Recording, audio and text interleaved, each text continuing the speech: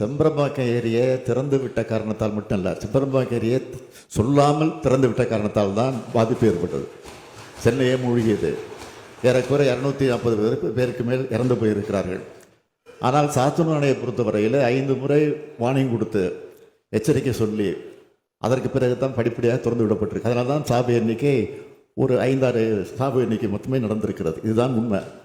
எனவே இது வெட்ட வெளிச்சமாக இருக்குது. அது மட்டும் இல்லை, இது இந்திய கணக்காய்வு அறிக்கையில் கூட ஆய்வு செய்த நேரத்தில் தெளிவாக சொல்லி இருக்கிறார்கள். செம்பரம்பாக்கம் ஏரியை திறந்துவிட்ட காரணத்தை அரசு யாருக்கும் சொல்லாமல் திறந்து விட்டது என்பதை தெளிவாக அவர்களும் சொல்லி இருக்கிறார்கள். இதை விட வேறு என்ன சாட்சி வேணும்? மண் பேறுதல் சொல்லாமல் யாருக்கும் தெரிவிக்காமல். காரணம் என்னன்னா, அனுமதி வாங்குறது யார்கிட்ட வாங்குறது, அதில் பிரச்சனை. அதை நான் வெளிப்படையாக மறுபடியும் சொல்ல வேண்டிய அவசியம் இல்லை, அவங்களுக்கே தெரியும். அனுமதி வாங்க முடியாத காரணத்தினால அது யார் சொல்வது என்று தெரிய முடியாமல் வேறு வழி இல்லாமல் அதிகாரிகளை திறந்து விட்டிருக்கிறார்கள். இதுதான் உண்மை. அடி என்பதெல்லாம் கணக்கில்லை, சொல்லாமல் திறந்து விட்டது தான் குறை. அதுதான் பிரச்சனை. அதுக்கு பதில் சொல்றதுக்கு அதே பேசிட்டீங்களா? இந்த வாழைப்பழக்காத மாதிரி நீங்கள் பேசிகிட்டு இருக்கிறீங்க. இதுதான் உண்மை. ஆடிட்டிங் ரிப்போர்ட்லேயே தெளிவாக செம்பரம்பாக்கம் ஏரியை சொல்லாமல் யாருக்கு தெரிவிக்காமல் திறந்து விட்ட காரணத்தினால் பல பாதிப்பு ஏற்பட்டது என்று தெளிவாக சொல்லி இருக்கிறார்கள். நானாக சொல்லவில்லை, அவங்களே சொல்லியிருக்கிறாங்க. இதை விட வேற சாட்சி வேணும்?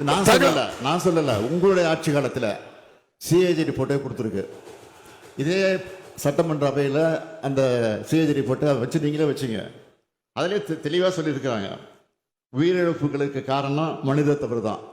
என்ன காரணம், என்ன இதுக்கு விளக்கம்? இதை விட விளக்கம் சொல்லணுமா?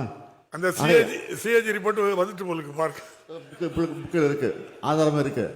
அது உங்கள் ஆட்சி காலத்தில் வைக்கப்பட்டது. அதை வச்சு தானே தெளிவாக சொல்கிறேன்.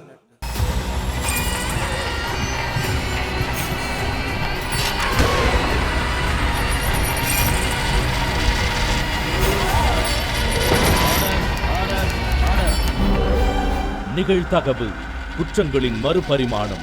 நாள்தோறும் இரவு 10 மணிக்கு இணைந்திருங்கள் நமது நியூஸ் தமிழ் தொலைக்காட்சியோடு.